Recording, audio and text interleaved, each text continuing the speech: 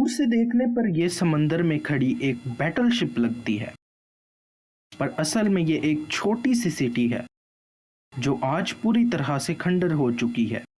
किसी वक्त में इस छोटे से आइलैंड पर 5,000 से ज्यादा लोग रहते थे और ये ना सिर्फ जापान बल्कि पूरी दुनिया की सबसे घनी आबादी वाली सिटी कहलाती थी।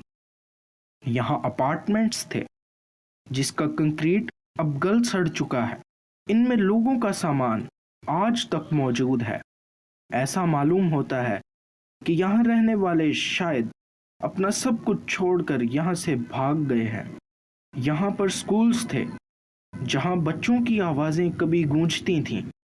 Hospitals, town halls, swimming pools, shops और सिनेमा समेत यहाँ वो तमाम फैसिलिटीज़ थीं जो किसी शहर में होनी चाहिए। और आज ये पूरा आइलैंड, पूरा शहर किसी वीरान घोस्ट हाउस की शक्ल पेश करता है। लेकिन आखिर क्यों यहाँ रहने वाले हजारों लोगों में से आज एक भी यहाँ नहीं रहता? यहाँ ऐसा क्या हुआ था कि जापान ने 35 सालों तक टूरिस्ट को यहाँ जाने से रोके रखा?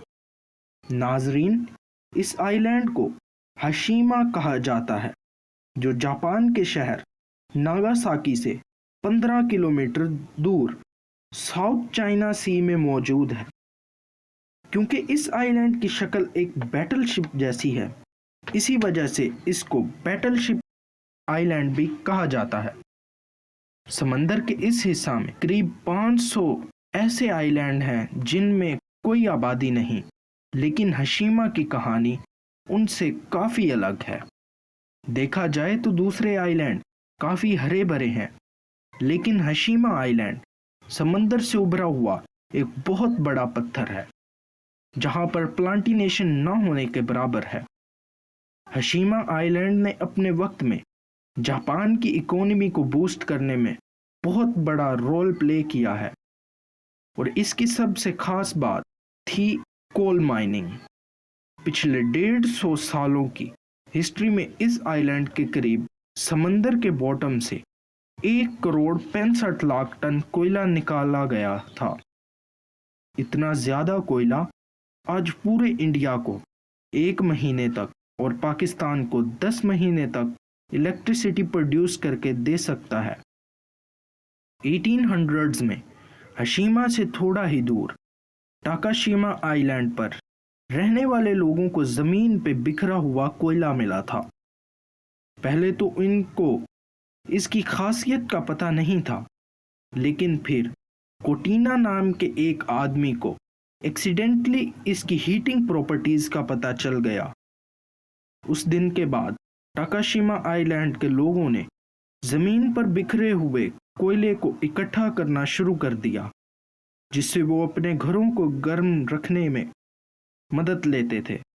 देखते ही देखते 1850 में नागासाकी एक इंटरनेशनल शिपिंग पोर्ट बन चुका था। अमेरिका और चाइना के दरमियान ये एक स्टॉपर पोर्ट था जहां पर कार्गो सेलिंग शिप्स रुकती थीं।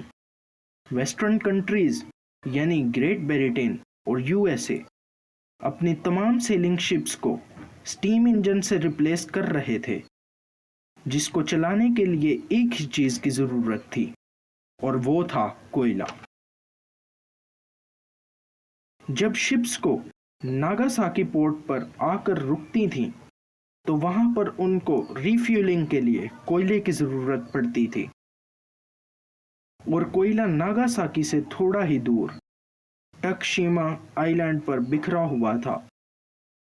जब कोयले को डिमांड बढ़ती गई तो अब आइलैंड के लोग इसको बेचने के लिए जमीन से निकालने लगे।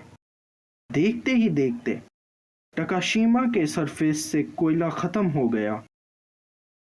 तब ही उन्होंने आसपास के आइलैंड का रुख किया, जिसमें हाशिमा एक ऐसा वाहिद आइलैंड था जिसमें सबसे ज्यादा कोयला था। उस वक्त कोयले को निकालने के लिए पुराने तरीके इस्तेमाल किए जाते थे। बढ़ती हुई कोल डिमांड्स को पूरा करने के लिए हाथों का इस्तेमाल नाकाफी था। इसलिए 19th सेंचुरी में मित्सुबिशी ने हशीमा आइलैंड खरीद लिया। उस वक्त मित्सुबिशी एक शिपिंग कंपनी थी जिसने हशीमा आइलैंड पर कोल माइनिंग का फैसला किया। मित्सुबिशी ने यहाँ पर वर्कर्स के लिए घर बनाए और पूरे आइलैंड को समुद्री लहरों से बचाने के लिए एक सी वॉल भी बनाई। यही वजह है कि आज ये आइलैंड एक शिप की तरह दिखाई देता है। 1960 में यहाँ 3000 वर्कर्स रहते थे जो साल में 150 टन कोयला जमीन से निकालते थे। हशीमा आइलैंड के छोटे साइज की वजह से यहाँ रहने की जगह कम थी, लिहाजा मित्सुबिशी ने यहाँ कंक्रीट रेजिडेंशियल कॉम्प्लेक्स बनाया ताकि ज़्यादा से ज़्यादा वर्कर्स अपनी फैमिली के साथ रह सकें। ये इस वक्त जापान की सबसे बड़ी कंक्रीट बिल्डिंग हुआ करती थी, लेकिन ये फिर भी वर्कर्स के रहने के लिए छोटी थी। उसके बाद हशीमा आइलैंड पर वर्कर्स की तादाद बढ़ती गई और मित्सुबिशी यहाँ पर नए कॉम्प्लेक्स भी बनाता चला गया। इसके साथ साथ वर्कर्स के बच्चों के लिए स्कूल्स और एंटरटेनमेंट सेंटर्स भी बनाए। जी तो व्यूअर्स, आज की वीडियो में बस इतना ही। इस वीडियो का नेक्स्ट पार्ट देखने के लिए हमारे चैनल को सब्सक्राइब करें और हमारा चैनल विजिट